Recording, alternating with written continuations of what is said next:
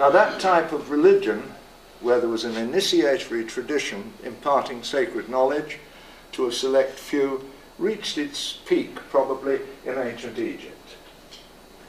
These, of course, are the 3 pyramids of Giza. And this, particularly for the members of the craft among you, is a very important building. It's Hosa's Pyramid. It is the oldest masonry building in the world.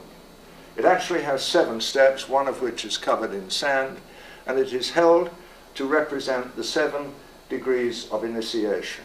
It was designed by a genius called Imhotep, who was not only a master architect, but for his medical knowledge, he was equated with the Greek Aeschylus.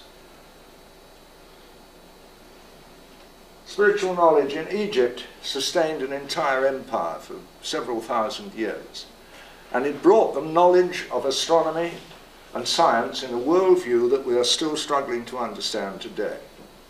They had levels of surgery, brain surgery, that we cannot yet replicate.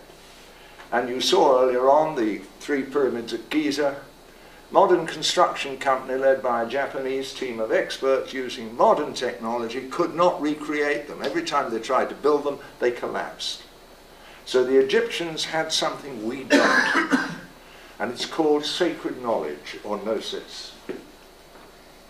The 2 kingdoms of Egypt were regarded as a living temple built by Almighty God, wherein man could perfect himself by some transformative or alchemical process.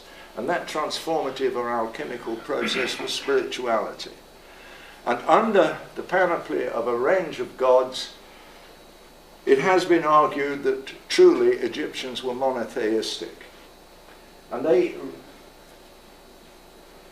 dedicated their entire lives to the service of others. The initiates of Egypt were the hereditary priesthood and the pharaonic royal family. And unlike today, where we all go en masse to church, chapel, or synagogue, or temple, most of the religious rituals in Egypt were conducted by the priesthood alone. The general public only went on to join in on state occasions and special days. Now, the priesthood and the royal family had all the privileges of rank, wealth, position, and power. But their knowledge, their sacred knowledge, was again used to sustain the people of the entire country. And again, we're back to this principle of service.